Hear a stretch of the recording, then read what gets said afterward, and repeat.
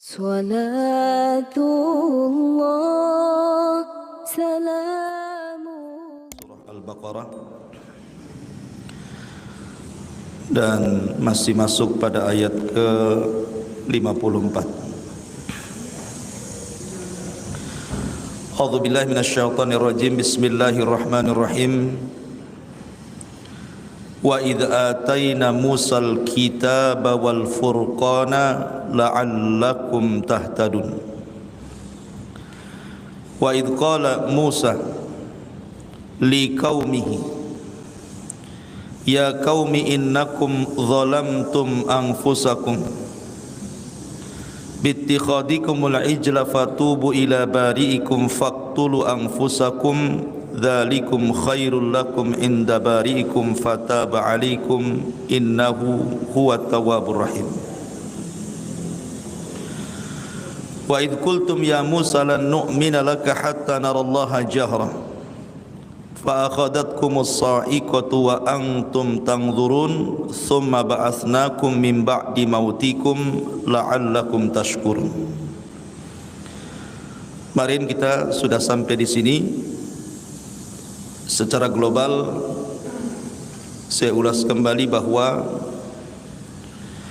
di antara nikmat Allah Subhanahu wa taala yang Allah anugerahkan kepada Bani Israel adalah diberikannya Taurat kepada mereka. Wa idh atayna Musal kitab, dan ingatlah ketika kami memberikan kepada Musa al-kitab, maksudnya Taurat. Wal furqan, dan yang dimaksud furqan di sini adalah mukjizat yang banyak yang Allah anugerahkan kepada Nabi Musa.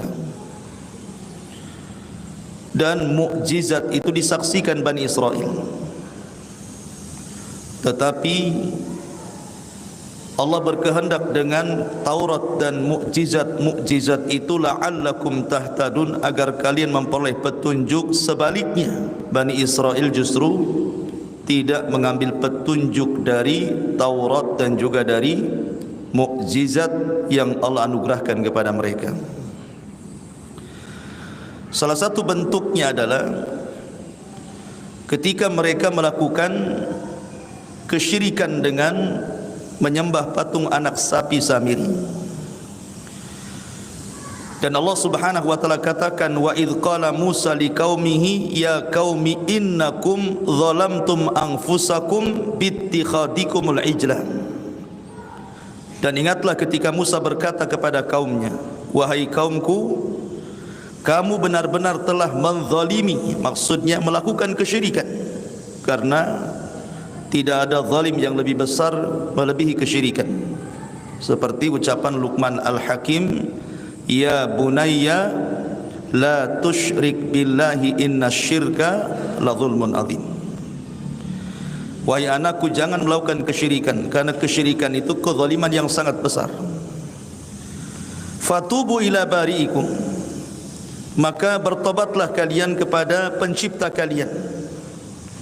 Bagaimana bentuk tobatnya? Faqtulu anfusakum, bunuhlah diri-diri kalian. Dzalikum khairul lakum inda barikum, itu lebih baik bagi kalian. Fataba 'alaikum innahu huwat tawwabur rahim, dia akan menerima tobatmu, sungguh dialah yang maha penerima tobat lagi maha penyayang. Kemarin sudah dijelaskan bahwa ketika Nabi Musa alaihi salatu wassalam pulang mendapatkan Taurat, satu-satunya kitab yang ditulis oleh Allah Azza wa Jal, tiba-tiba kemudian Bani Israel murtad karena menyembah patung anak sapi yang dibentuk Samiri. Akhirnya mereka disuruh untuk bertobat, dan tobatnya dengan cara saling membunuh.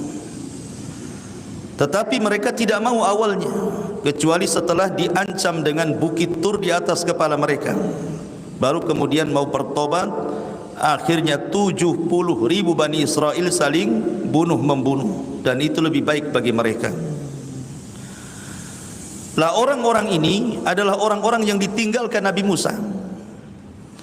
Tetapi orang-orang yang ikut Nabi Musa sendiri, 12 orang pilihan, itu juga Mereka kurang lebih perlakuannya kepada Nabi Musa alaihi salatu wasalam. Jadi yang ditinggalkan mereka musyrik, tetapi yang ikut Nabi Musa beda lagi. Maksiat mereka kepada Allah Azza wa Jalla. Bagaimana? Di sini dijelaskan. Wa idh qultum ya Musa lan nu'mina laka hatta narallaha jahra fa akhadhatkumus sa'iqatu wa antum tanzurun thumma ba'atsnakum min ba'di mautikum la'allakum tashkurun.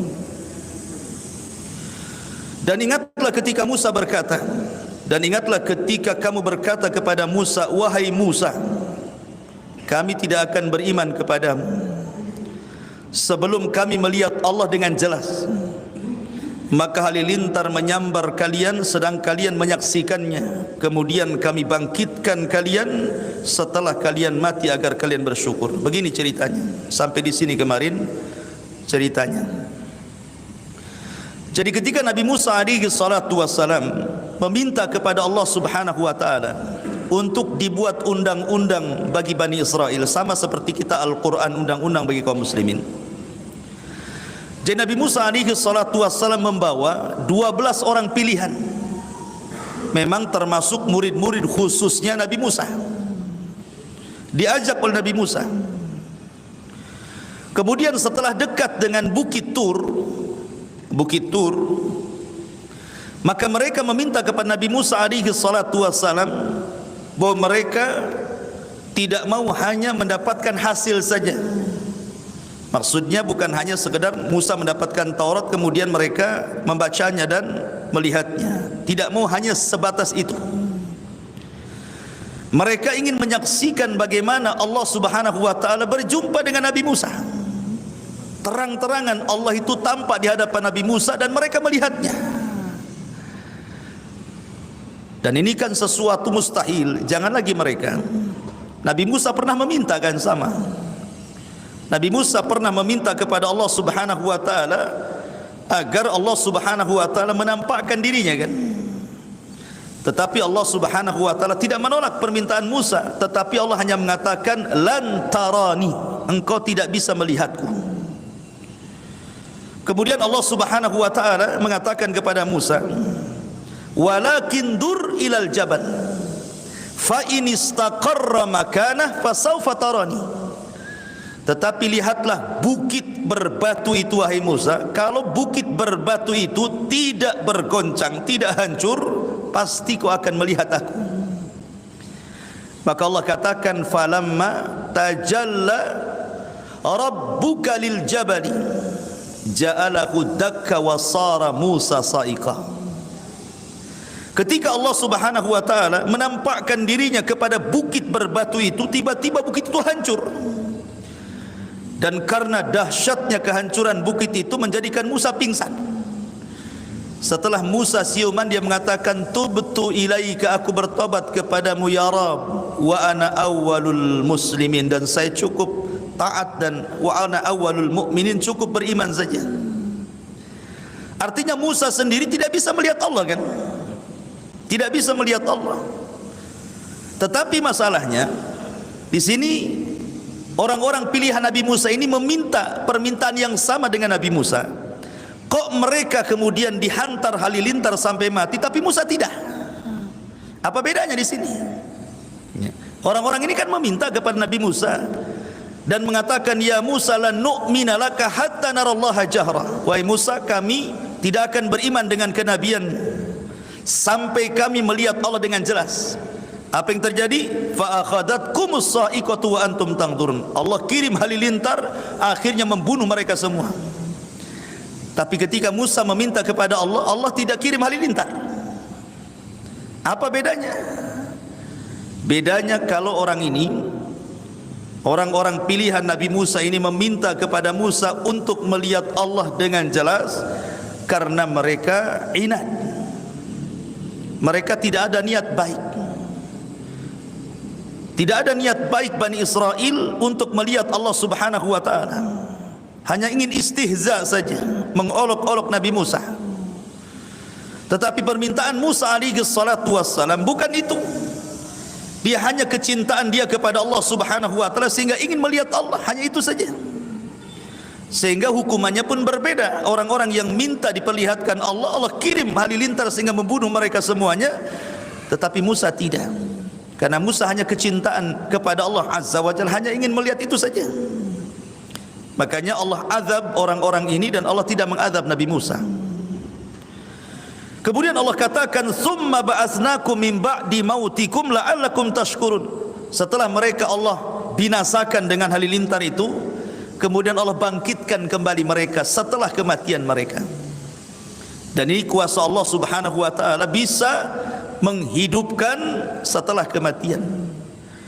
Makanya sering saya katakan dalam surah Al-Baqarah ada 5 perkara yang menunjukkan kuasa Allah Subhanahu wa taala menghidupkan dari kematian. Pertama, kisah ini. Kisah Bani Israel yang meminta diperlihatkan Allah dengan jelas, kemudian mereka dibinasakan, mereka dibunuh, kemudian dihidupkan kembali. Kemudian yang kedua, kisah Baqarah Bani Israel. Kisah sapi betina Bani Israel ketika ada seorang pejabat mati, kemudian ingin mencari siapa pembunuhnya.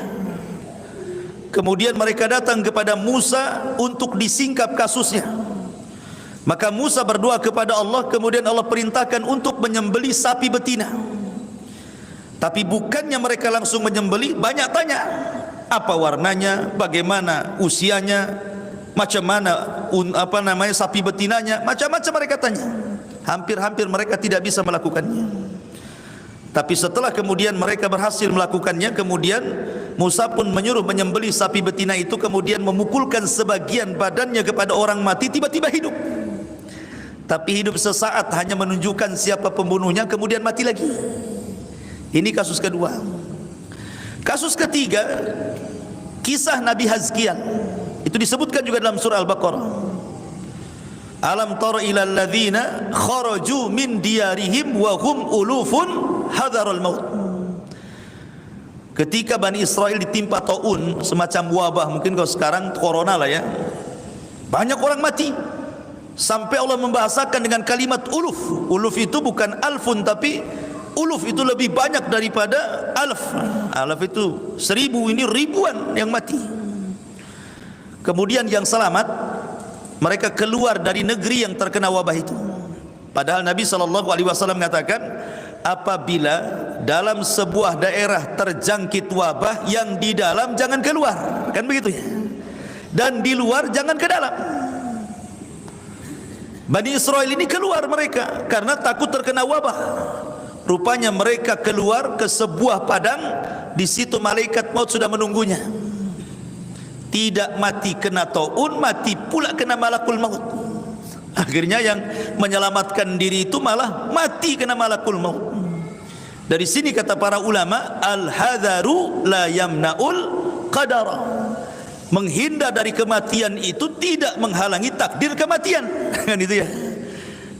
Tidak mati dengan wabah corona, mati dengan yang lain, gitu maksudnya. Ya. Akhirnya kemudian mereka pun mati. Ketika mati bergelimpangan, datanglah Nabi Hazkiel, salah satu Nabi Bani Israel, kemudian berdoa kepada Allah agar menghidupkan mereka kembali. Dan Allah hidupkan kembali mereka. Ini kasus ketiga. Kasus keempat adalah cerita Nabi Uzair, masih dalam Al-Baqarah, di mana Allah Subhanahu wa taala menceritakan dengan detail kisah Nabi Uzair yang diwafatkan 1 abad itu. Ketika dia lewat ke sebuah daerah, konon katanya Baitul Maqdis yang dihancurkan, Bukhtun Nasr.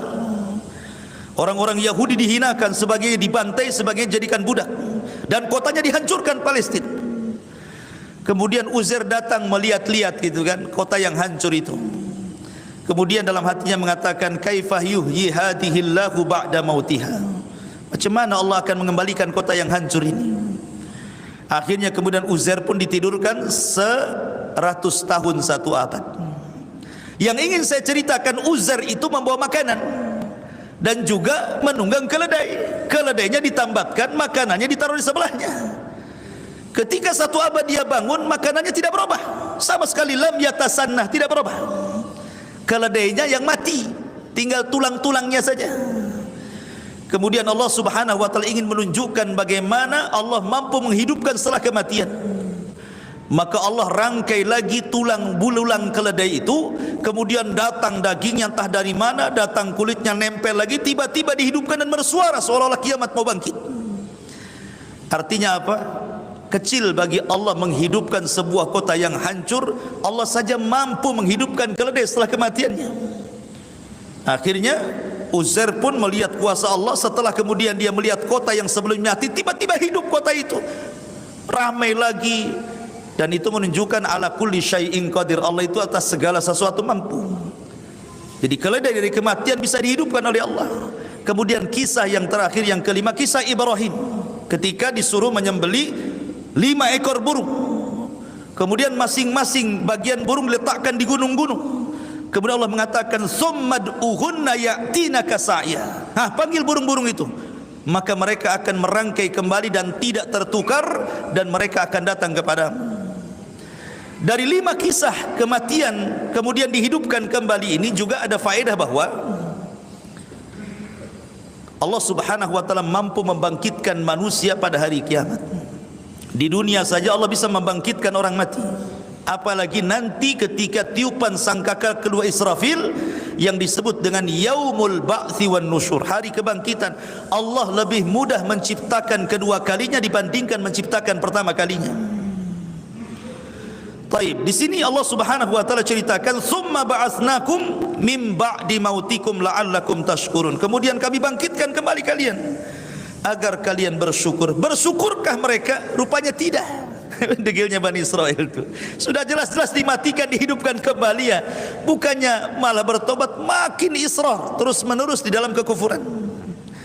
Ma'asyiral muslimin yang dimuliakan Allah Azza wa Jalla. Kemudian Allah mengatakan kisah lain, wa dhallalna 'alaikumul ghamama wa anzalna 'alaikumul manna wassalwa kulu min thayyibati ma razaqnakum wa ma zalamuna walakin kanu anfusahum yadhlimun.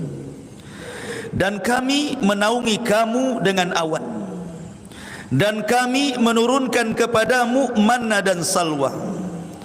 Makanlah dari manna dan salwa itu rizki yang baik dari Allah yang telah kami berikan kepada kalian.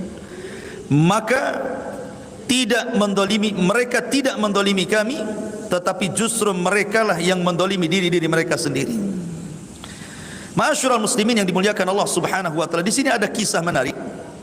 Jadi kisah ini adalah kisah daripada Yusa ibn Nun. Jadi kisah ini kisah Yusa ibn Nun. Tapi sebelumnya, sebelum saya masuk kepada kisah Yusa ibn Nun ini, jadi Bani Israel ini mereka berhasil diseberangkan oleh Musa dari kejaran Firaun. Kemudian mereka sudah mendekati Palestina. Artinya mereka itu sudah dekat dengan Baitul Maqdis, tetapi terhalang oleh sebuah kota namanya Ariha. Kota tertua di dunia namanya Ariha. Lah Ariha ini dikuasai oleh orang-orang Amalikoh. Orang-orang Amalikoh ini orang keturunan dari kaum Ad. Orangnya besar-besar. Kaum Ad kan ma'ruf ya. Kaum Ad, kaum Samud itu kan orangnya besar-besar. Dan pemimpinnya namanya Uwaz ibn Unuk. Uwaz ibn Unuk, raksasa ya, besar badannya. Jadi kaum Amalikoh itu besar-besar karena mereka keturunan kaum Ad, orang Arab. Dari sini kita menunjukkan bahwa sebenarnya Palestina ini kalau mengurut kepada sejarah, orang yang pertama menduduki Palestina itu bangsa Arab, bukan orang Yahudi. Jadi kalau sekarang orang-orang Yahudi kemudian hendak mencaplok Palestina, kemudian mereka hendak membuat Palestina itu jadikan kota mereka, Baitul Maqdis mau dijadikan ibu kota rayanya orang-orang Israel, itu tidak benar. Mereka itu menjajah. Tapi mereka memutarkan sejarah seolah-olah mereka pemilik Palestina dan Baitul Maqdis. Tidak. Yang pertama kali menempati Palestina itu orang-orang Amalikoh. Orang Amalikoh itu turunan Ad dan mereka orang Arab. Jadi orang Arab yang berhak dengan tanah Palestina. Ya. Lah Musa ini harus menghadapi mereka. Ini kan orang yang raksasa-raksasa nih, besar-besar orangnya, keturunan Ad. Lah di situ melihat pasukan Musa banyak juga, orang-orang Amalika, orang-orang Jababirah ini ya sedikit ciut juga sebenarnya, sama-sama takut gitu. Jadi orang Amalika juga takut sama Musa dan Bani Israel pun takut sama mereka ya. Jadi di tengah-tengah orang Amalika ini ada orang yang mustajabud doa. Kalau berdoa mustajab doanya, karena menguasai Ismul A'zam, menguasai nama-nama Allah Subhanahu wa taala yang sangat agung. Dalam Islam itu ada juga Ismul A'zam. Ada yang mengatakan Ismul A'zam itu Al-Hayyu Al-Qayyum. Ada juga yang mengatakan Allah, dan macam-macam. Yang jelas Allah sembunyikan di antara 99 nama, mana Ismul A'zam tidak tahu kita. Karena itu pernah ditanyakan oleh sahabat kepada Ummul Mukmin Aisyah radhiyallahu anha, "Wahai Aisyah, Ismul A'zam dalam Asmaul Husna itu mana? Yang mana satu? Ar-Rahman ka, Ar-Rahim ka, Ar-Razzaq ka, Al-Ghafur ka, Al-Hayyu Al-Qayyum? Yang mana satu?" Sebab gini, kalau kita tahu itu Ismul A'zam, tentu kita mudah berdoa, karena siapapun yang menggunakan Ismul A'zam dalam doa mustajab doanya. Aisyah radhiyallahu anha hanya mengisyaratkan dengan membuat semacam perbandingan dengan Lailatul Qadar. Sebagaimana Lailatul Qadar disembunyikan oleh Allah Azza wa Jalla, kita tidak tahu Lailatul Qadar itu malam apa, malam keberapa kan? Rasul hanya menunjukkan 10 akhir Ramadan. Bisa 21, bisa 23, bisa 25, 27, 29, wallahu alam. Di malam mana? Sebagaimana Allah sembunyikan Lailatul Qadar di 10 akhir Ramadan, begitu juga Ismul A'zam, nama yang agung dalam 99 nama itu, yang satu yang mana satu tidak tahu. Makanya kalau ingin berdoa dan ingin bertepatan dengan Ismul A'zam, ya baca aja semua Asmaul Husna. Nanti akan kena juga kan gitu ya. Jadi ada seorang laki-laki di tengah-tengah Amalika ini, namanya Bal'am ibn Ba'urah. Bal'am ibn Ba'urah, orang alim. Konon katanya dia salah satu dari muridnya Nabi Musa yang disuruh berdakwah di Amalika ini. Wallahu alam. Yang jelas ini kisah Israeliat. Akhirnya kemudian orang-orang Amalika ini datang kepada Bal'am ibn Ba'urah dan mengatakan, "Ya Bal'am, Musa sudah sampai di Bukit Husban." Bukit Husban itu kan terbentang lebar gitu ya. Artinya sudah dekat dengan kita. Jangan-jangan Musa akan datang kemari menyerbu kita, mengeluarkan kita dari sini. Engkau kan seorang alim, penguasa Ismul A'zam, berdoalah kejelekan kepada Musa dan kaumnya. Akhirnya kemudian Bal'am ibn Ba'urah tidak mau dan mengatakan, "Celaka kalian, dia Nabi Allah. Tidak mungkin saya berdoa keburukan kepada Nabi Allah." Tapi karena kemudian didesak, dikasih harta, dikasih jabatan, dikasih dunia, lama-lama ciut. Lihat bagaimana fitnah dunia. Terkadang orang yang istiqomah bisa berubah. Fitnah dunia ini ngeri gitu ya. Ustadz, kiai, tokoh agama ini kalau sudah masuk urusan politik dunia, sebentar saja itu hilang agamanya ya. Jadi Bal'am ibn Ba'urah akhirnya mau, kemudian mendoakan kejelekan kepada Musa, tapi doanya selalu kepeleset, tidak bisa. Yang didoakan Musa, bukan orang lain. Nabi Allah, ulul azmi, seorang Rasul kalimullah, macam mana didoakan keburukan? Akhirnya Bal'am merasa tidak dikabulkan doanya, dia pun mengatakan, "Khasirtu dunya wal akhirah." Aduh, aku sudah rugi dunia, rugi akhirat katanya. Jadi rugi dua-duanya gitu ya, karena sudah gak mempan lagi doanya. Makanya kisah Bal'am ini, ma'asyiral muslimin yang dimuliakan Allah Subhanahu wa taala, dijelaskan di dalam Al-Qur'an kan, bagaimana Bal'am ini dikatakan fansalakha minha fakana minal ghawin. Maka Bal'am tiba-tiba insalah. Insalah itu seperti ular kalau mau ganti kulit, kulitnya ditinggal, badannya pergi. Itu insalah namanya. Jadi imannya ditanggalkan, takwanya ditanggalkan, ilmunya ditanggalkan, jadi orang jahat. Bal'am bin Ba'urah itu. Bahkan Allah mengatakan fa'atba'ahu syaitan. Fa'atba'ahu syaitan, setan yang ikut dia, bukan dia ikut setan. Si Bal'am ini ya. Akhirnya karena tidak bisa, akhirnya Bal'am pun membuat siasat dengan cara meminta kepada gadis-gadis Amalikoh untuk pergi pura-pura berniaga ke pasukan Musa, ke tenda-tenda Musa, cari orang pilihan Musa, suruh berzina satu saja sudah cukup. Akhirnya kemudian diutuslah wanita-wanita cantik itu. Pura-pura jualan ini, jual makanan ke pasukan Musa. Rupanya salah satu orang pilihan Musa tergoda dengan wanita Amalikoh, berzinah pula dia di situ. Akhirnya dengan berzinah itulah Bal'am berhasil menghancurkan Musa dan Bani Israel. Dikirimlah azab kepada Bani Israel. Dikirim azab kepada Bani Israel. Apa azabnya? Yatihuna fil ardi arba'ina sanatan. Mereka dibuat linglung di negeri linglung. Mereka tinggal di padang pasir tapi tidak bisa keluar dari padang pasir. Jadi kalau kita ini di Batam nih, mau ke Tanjung Pinang itu putar-putar di Batam aja, nggak sampai-sampai ke Tanjung Pinang, muter-muter di situ saja. Itu namanya tih, namanya ardut tih. Saya bahasakan dengan bumi linglung, nggak bisa keluar dari situ. Pokoknya mau kemana saja balik lagi ke situ. Bukan setahun 2 tahun, arba'ina sanatan, 40 tahun mereka tidak bisa keluar dari situ. Gara-gara satu maksiat menghancurkan satu negara. Satu yang salah semua kena. Wattaqu fitnatan la tusibannal ladzina zalamu minkum khassa. Takutlah kepada fitnah yang kalau Allah timpakan bukan hanya orang zalim saja yang terkena, orang baik pun terkena imbasnya. Makanya pentingnya al-amru bil ma'ruf wan nahyu anil munkar. Ajak manusia kepada kebaikan, cegah juga kemungkarannya. Ya. Karena mengajak manusia kepada kebaikan gampang, tapi mencegah dari kemungkaran ini yang susah. Ayo solat gampang, tapi untuk memperingatkan orang ini menyelisih sunnah, orang ini jatuh kepada syirik, itu agak berat tuh. Tetapi begitulah asas Islam dibangun di atas 2 perkara. Ajak manusia kepada kebaikan, cegah juga kemungkarannya. Ya. Lah ketika mereka di linglung itulah Nabi Musa alaihi salatu wassalam mengutus nuqaba Bani Israel. 12 pilihan Nabi Musa diutus untuk mengintai. Lah salah satu yang terlibat dalam pengintaian itu adalah Yusa ibn Nun. Nah, di sini ceritanya dimulai. Salah satu dari orang pilihan itu adalah Yusa ibn Nun. Rupanya ma'asyiral muslimin yang dimuliakan Allah Azza wa Jalla, setelah diutus oleh Musa untuk mengintai kekuatan orang-orang Amalikoh yang berada di negeri Ariha itu, ketika melihat kaum yang gede-gede badannya, raksasa-raksasa gitu ya, kemudian yang 12 ini pulang. Yang 10 sudah diperingatkan Nabi Musa, jangan bercerita tentang pasukan Amalikoh yang gede-gede, nanti Bani Israel ciut, nggak mau melawan. Ngapain kita ngelawan raksasa kan gitu ya, nengok aja udah takut apalagi perang gitu. Musa mengatakan jangan cerita, jangan disebarkan, karena Allah Subhanahu wa taala sudah mewahyukan kepadaku kita akan menang perang.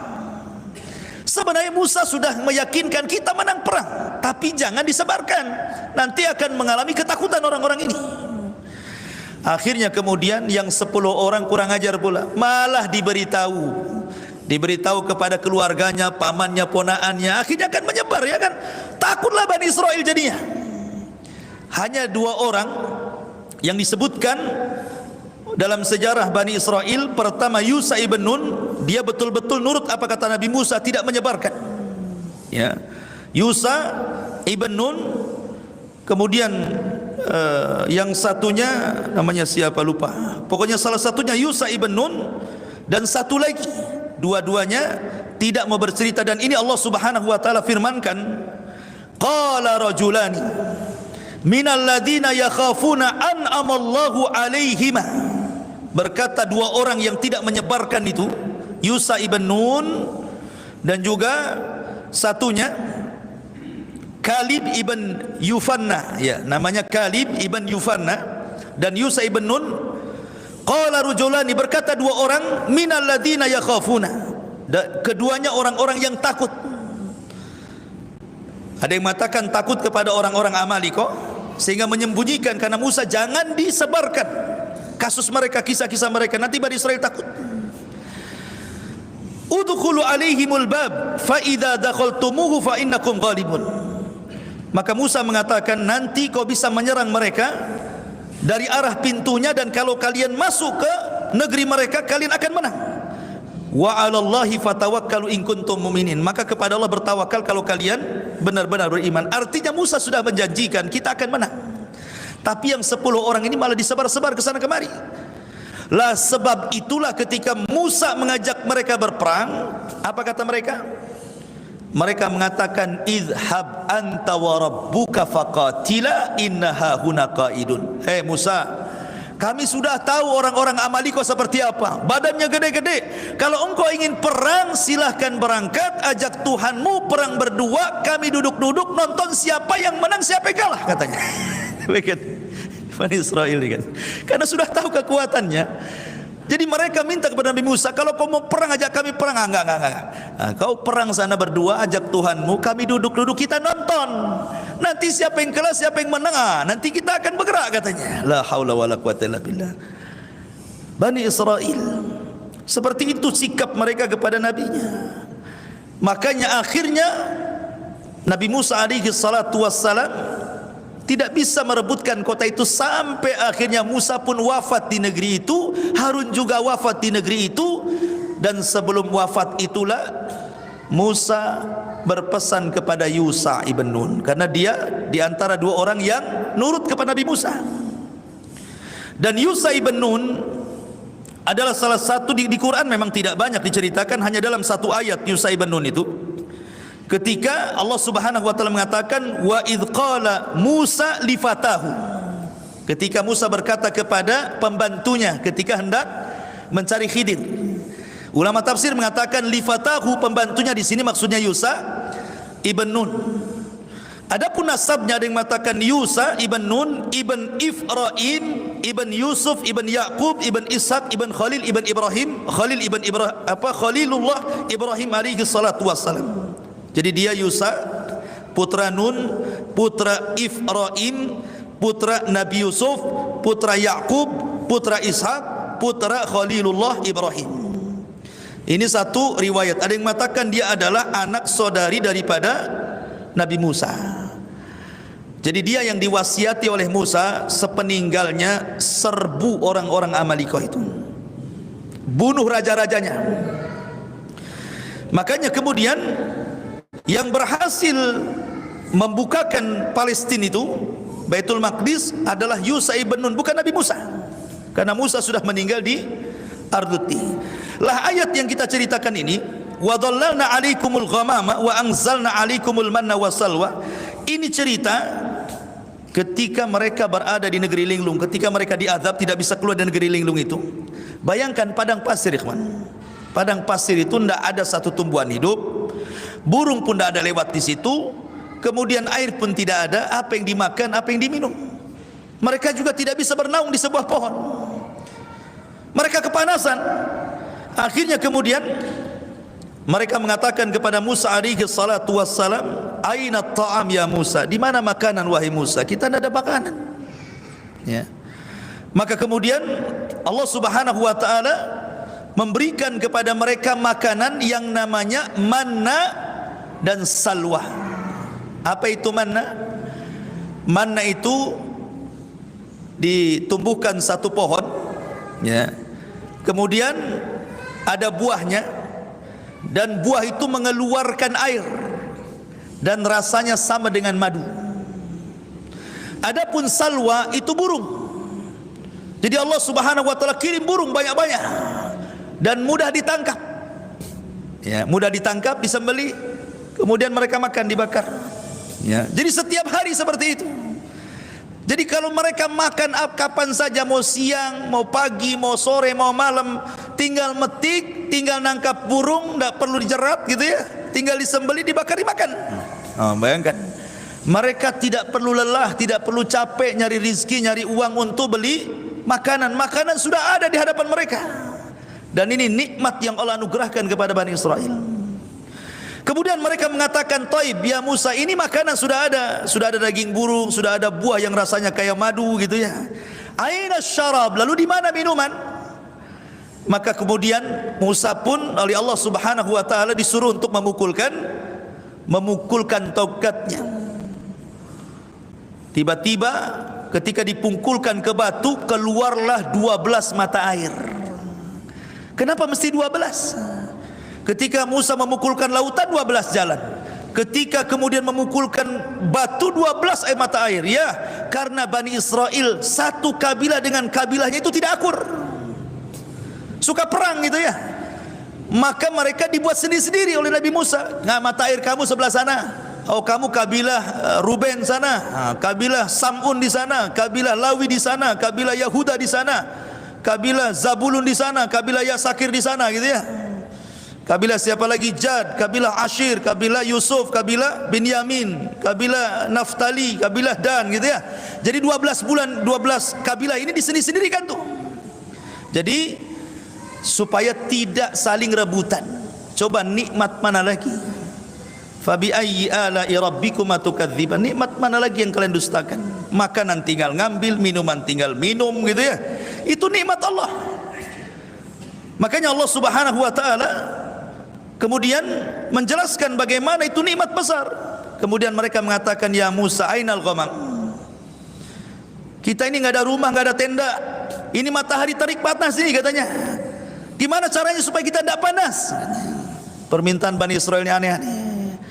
Maka Musa meminta kepada Allah untuk dinaungi. Fadhallalna alaikumul ghamam. Datang awan. Akhirnya mereka sudah tidak panas lagi. Dengan adanya awan, matahari di balik awan, dah enggak panas sudah. Walaupun tidak ada rumah, tidak panas. Sudah dikasih makan, dikasih minuman, dikasih naungan, mereka masih tanya, aina saub, di mana pakaian kami? Pakai ini aja katanya. Subhanallah, Bani Israel minta semua sama Nabi Musa, diberi. Akhirnya turun pakaian itu tidak pernah usang, tidak pernah robek. Ya, kalau kecil besar sendiri. Pokoknya nikmat luar biasa ya, yang Allah Subhanahu wa taala anugerahkan kepada mereka. Wa dhallalna 'alaikumul ghamama wa anzalna 'alaikumul manna wassalwa. Kulu min thayyibati ma razaqnakum. Makan, ini makanan baik kami rizkikan kepada kalian. Wa ma dhalamuna walakin kanu anfusahum yadhlimun. Mereka tidak mendolimi kami, tetapi mereka sedang mendolimi diri mereka sendiri. Bagaimana mereka mendolimi dengan nikmat Allah? Nanti ada kisahnya. Mereka bosan makan ini terus. Mereka minta yang lain, kalau bisa sayur-sayuran, bawang-bawangan, nanti ada ceritanya. Tetapi yang jelas bahwa nikmat Allah berikan kepada mereka. Tapi mereka kaum yang suka mendolimi diri mereka, tidak bersyukur akan nikmat Allah Azza wa Jalla. Kemudian Allah Subhanahu wa taala berkisah dengan yang lain. Wa idh qulna dkhulu hadhil qaryah. Ini kita masuk kepada kisah Yusha ibn Nun tadi. Wa idh qulna dkhulu hadhil qaryah fakulu minha haitsu syi'tum ragada wadkhulul baba sujjadan wa qulu hittatun naghfir lakum khatayakum wa sanazidul muhsinin. Dan ingatlah ketika kami berfirman, masuklah ke negeri ini, maksudnya Baitul Maqdis, maka makanlah dengan nikmat dari berbagai macam makanan yang ada di sana sesukamu, dan masukilah pintu gerbangnya sambil membungkuk, dan katakanlah, bebaskanlah kami dari dosa-dosa kami, niscaya kami ampuni kesalahan kalian, dan kami akan menambah karunia bagi orang-orang yang berbuat baik. Jadi ketika Musa sudah wafat, Harun sudah wafat, kemudian Musa mewasiatkan kepada Yusha ibn Nun agar memimpin Bani Israel, dan generasi pengecut sudah mati, datang generasi pemberani. Generasi pemberani datang. Maka Yusha ibn Nun kemudian menggerakkan pasukan untuk menggempur Ariha, karena itu syaratnya supaya Baitul Maqdis dikuasai. Maka kemudian ketika Yusha ibn Nun memimpin pasukan melawan orang-orang Amalika, penguasa Ariha yang dipimpin oleh Uwais ibn Unuk, itu berhasil. Masalahnya peperangan sengit itu terjadi di hari Jumat. Peperangan sengit itu terjadi di hari Jumat, sementara waktu sudah mendekati terbenamnya matahari. Bagi orang-orang Bani Israel, khususnya orang-orang Yahudi, hari Sabtu itu hari sakral, tidak boleh ada perang. Siapa yang perang terkena azab nantinya. Jadi mereka menjadikan hari Sabtu sakral. Maka Yahudi itu mereka memuliakan hari Sabtu, Nasrani hari Ahad, Muslim hari Jumat, harinya masing-masing. Tetapi yang memilih hari Sabtu mereka sendiri. Orang Yahudi memilih sendiri hari Sabtu, orang Nasrani memilih sendiri hari Ahad, orang Islam tidak memilih, Allah yang pilihkan hari Jumat. Karunia dari Allah Azza wa Jalla kita punya hari Jumat. Dan hari Jumat itu hari mulia, bukan hari serem, apalagi Jumat Kliwon. Ya, Jumat itu hari mulia, hari Id setiap minggu kita. Jadi ketika melihat matahari sudah mau tenggelam, kok perang nggak dimenang-menangkan nih, gimana ceritanya nih? Maka Yusha ibn Nun meminta kepada Allah Azza wa Jalla untuk menghentikan matahari. Makanya Yusha ibn Nun mengatakan kepada matahari, "Hei matahari, anti ma'murah wa ana ma'mur." Engkau diperintah Allah, aku juga sama diperintah Allah. Tapi tolong jangan kau terbenam dahulu sampai perang ini kami menangkan. Tiba-tiba matahari berhenti, tidak jadi tenggelam. Disinilah mukjizat Yusha ibn Nun mampu menghentikan matahari. Makanya Nabi SAW mengatakan kepada Yusha ibn Nun, tidak ada satu manusia pun yang mampu menghentikan matahari kecuali kepada Yusha ibn Nun, kata Nabi. Itu mukjizatnya.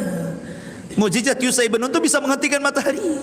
Dia matahari nggak tenggelam-tenggelam sampai akhirnya perang menang, baru tenggelam mataharinya.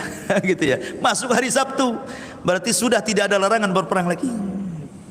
Ya, sudah selesai perangnya kan? Berarti sudah harus berhenti, tidak boleh perang lagi. Alhamdulillah sudah menang perangnya. Maka raja-raja Amalika yang bekerja sama dengan Bal'am ibn Ba'urah semua dibantai oleh Yusha ibn Nun, sehingga Ariha dikuasai oleh Bani Israel di bawah kekuasaan Yusha ibn Nun.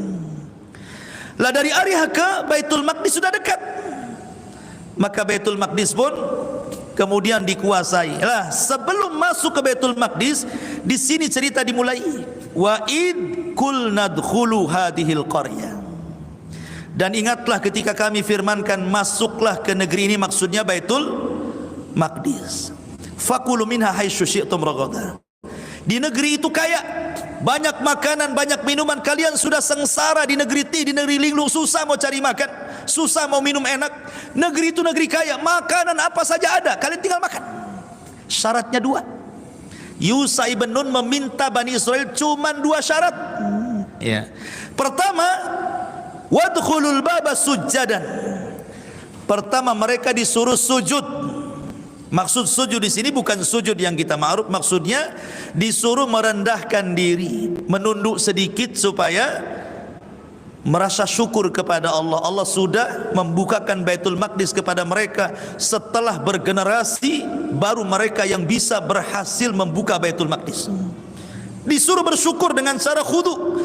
Sujud itu artinya khudu, merendahkan diri kepada Allah, bersyukur kepada Allah Azza wa Jalla.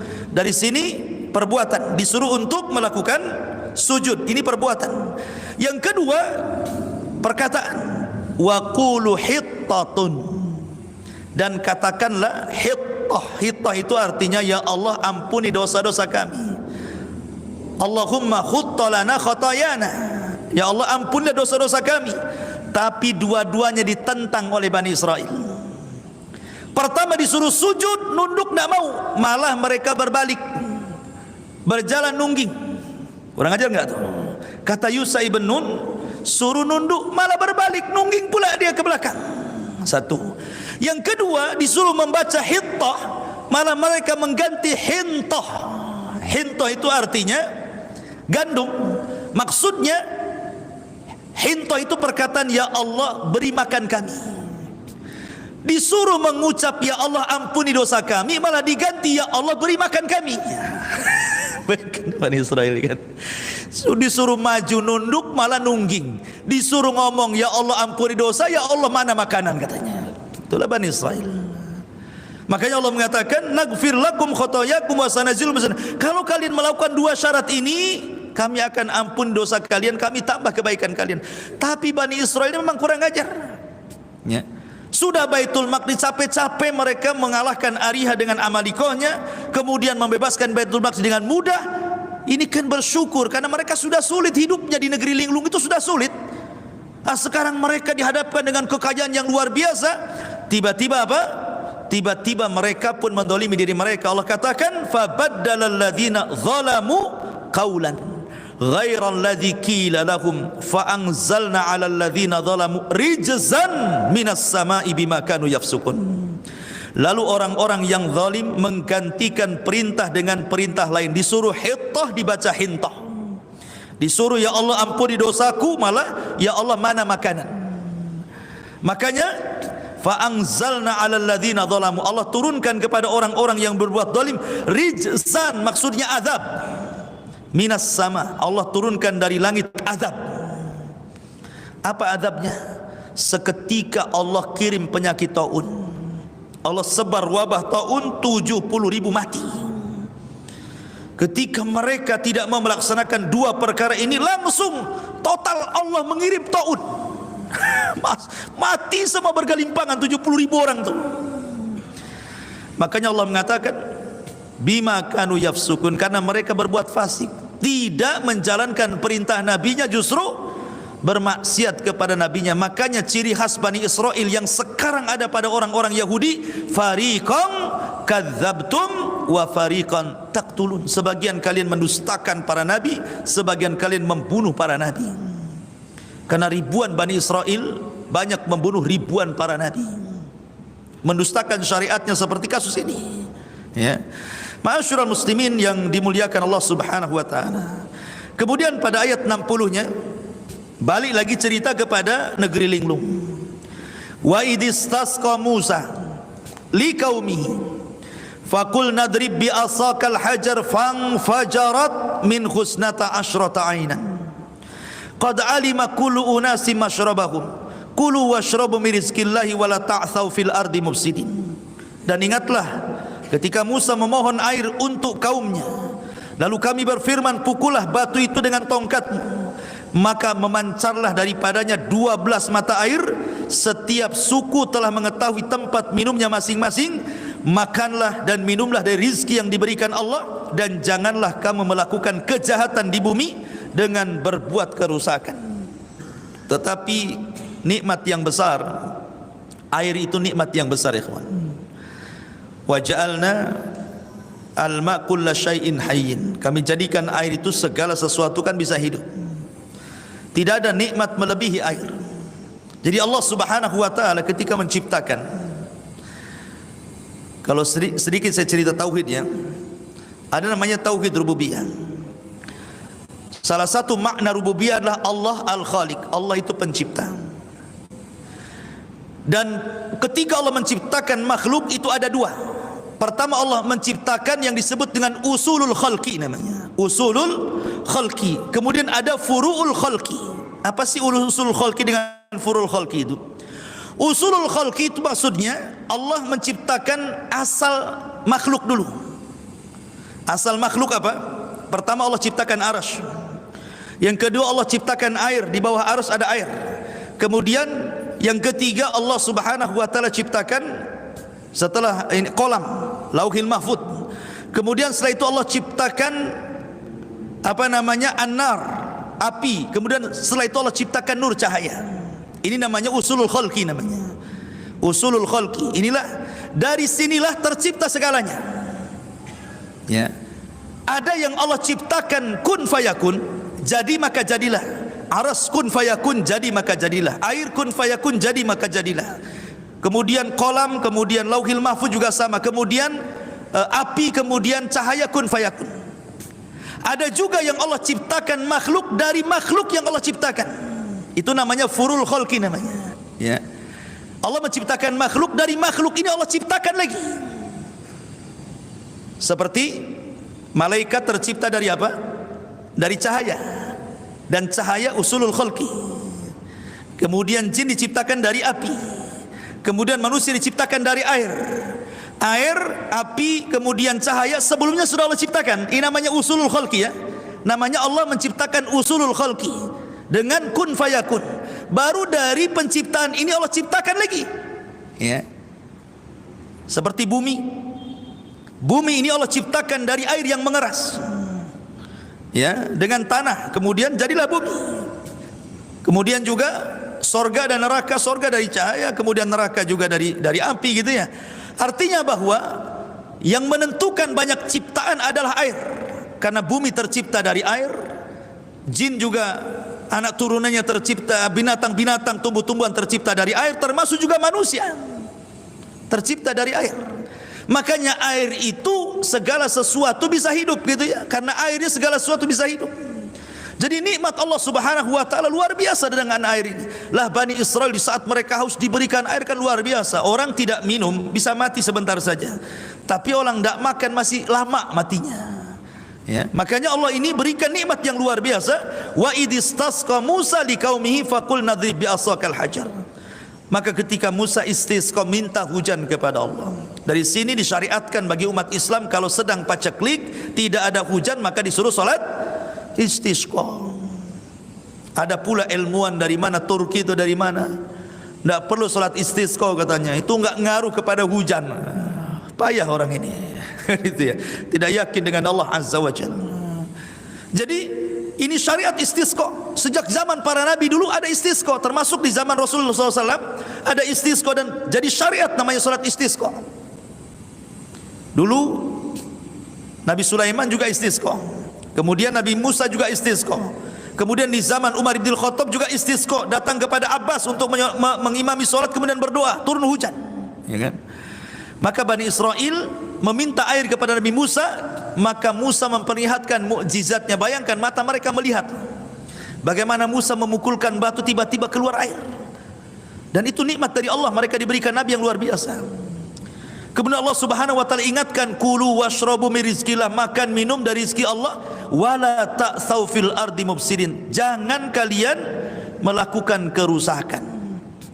Tapi apakah Bani Israel bersyukur? Rupanya tidak. Perhatikan nih, ini ayat terakhir baru kita tanya jawab. Mereka sudah diberikan makanan manna dan salwa, mereka sudah diberikan minuman, mereka sudah diberikan naungan, mereka sudah diberikan apa? Diberikan pakaian. Tiba-tiba mereka mengatakan kepada Musa, wa idh qultum ya Musa lan nasbiru ala ta'amin wahid fad'u lana rabbaka yukhrij lana mimma tumbitul ardu min baqliha wa kithaiha wa fumiha wa adasiha wa basaliha qala atastabdiluna alladhi huwa adna billadhi huwa khairun ihbitu misra fa inna lakum ma sa'altum wa dhuribat alaihimudz dhillatu wal maskanatu wa ba'u bi ghadabi minallah dzalika bi annahum kanu yakfuruna bi ayatillahi wa yaqtuluna an-nabiyina bighairi haqq dzalika bima asaw wa kanu ya'tadun. Dan ingatlah ketika kamu berkata, wahai Musa, kami sudah bosan dengan makanan manna dan salwa ini. Ya, kami tidak tahan hanya makan ini saja, minum ini saja, gitu ya. Maka mohonlah kepada Tuhanmu agar kami, di sini lihat suul adabnya. Mereka menganggap bahwa Allah itu Tuhannya Musa saja.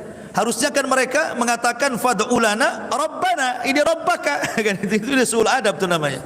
Berdoalah kepada Tuhanmu, seolah Tuhannya itu Tuhan Musa saja, bukan Tuhan mereka, gitu ya.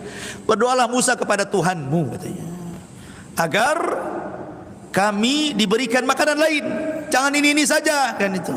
Apa makanannya? Diberi makanan yang ditumbuhkan dari bumi seperti sayur mayur, mentimun, bawang putih, kacang adas, bawang merah. Bayangkan coba. Ini makanan manna dan salwa ini datang dari Allah, itu makanan lezat. Lezat Allah yang kasih dari langit, tidak perlu nanam, tidak perlu nyari uang, tidak perlu beli, tidak perlu ada. Tiba-tiba mau yang lain. Maunya itu yang sayur-sayuran, mentimunan yang ada bawang putihnya, kacang adasnya, bawang merahnya, ya kayak lalapan jadinya. Mau minta yang lalapan pecel lele itu mungkin. Maunya itu yang kayak gini-gini. Lah kata Musa, kalau kalian pengen itu, bitu Misra, itu banyak tumbuh di tempat di mana-mana. Kau tinggal ke kota sebelah itu banyak itu. Tapi manna dan salwa kalian tidak akan dapat satu dunia. Itu makanan dari Allah, makan lezat. Ya. Akhirnya karena permintaan mereka mendesak kepada Nabi Musa, Allah cabut nikmat. Allah hilangkan manna, Allah hilangkan salwa, Allah hilangkan makanan-makanan lezat, Allah angkat lagi ke langit. Kemudian mereka pun menjadi miskin lagi, makan lalapan. Nggak ada lagi daging-dagingan mereka makan, nggak ada lagi madu-maduan. Akhirnya mereka makan kacang-kacangan. Makanya Allah mengatakan, ya, ketika mereka mengatakan agar dia memberi kami apa yang ditumbuhkan bumi seperti sayur mayur, mentimun, bawang putih, kacang adas, bawang merah, Musa menjawab, apakah kalian meminta sesuatu yang buruk sebagai ganti dari sesuatu yang baik? Bodoh kalian ini makanan lezat, kalian pula cari makanan yang tidak lezat. Kalau hanya itu, pergilah kalian ke kota sebelah, pasti kamu akan dapat makanan itu. Gara-gara itulah akhirnya apa? Wa dzuribat alaihimudz zillatu wal maskanatu wa ba'u bighadabim minallah. Kemudian mereka ditimpa kenistaan, kemiskinan, dan mereka kembali mendapatkan murka dari Allah. Hidupnya sengsara lagi. Dicabut makanan, dicabut minuman, dicabut awan. Kemudian susah pula mereka hidup, air sudah mulai sedikit. Pokoknya dibuat miskin oleh Allah. Harusnya mereka ketika diberikan nikmat itu kan, la in syakartum la azidannakum wa la in kafartum inna adzabi lasyadid, kan itu. Dan ini kaidah umum, siapapun antum diberikan nikmat bersyukur, Allah tambah. Antum punya istri satu bersyukur, nanti Allah tambah, kan itu. Kalau kufur dengan yang satu nggak akan ditambah. Artinya bahwa nikmat apapun kalau kita bersyukur pasti Allah tambah. Tapi kalau kalian kufur seperti Bani Israel ini, ya tunggu saja, azab Allah akan menimpa mereka, waba'u bi ghadabim minallah, dan mereka mendapatkan murka. Sampai hari ini Yahudi itu dimurkai Allah, sehingga Allah senantiasa menyuruh kita membaca ghairil maghdubi alaihim waladhdallin. Tetap maghdub sampai hari ini kita menyebut ghairul maghdub. Siapa maghdub itu? Yahudi. Ya Allah, janganlah seperti orang-orang yang dimurkai. Waba'u bi ghadabi minallah. Siapa mereka? Yahudi. Mereka senantiasa dimurkai sampai hari ini oleh Allah Subhanahu wa taala. Dzalika bima asaw wa kanu ya'tadun. Yang demikian itu karena mereka durhaka dan melampaui batas. Wallahu a'lam. Ini di antara sedikit kisah Bani Israel. Baik, masih ada waktu. Silakan ya bertanya.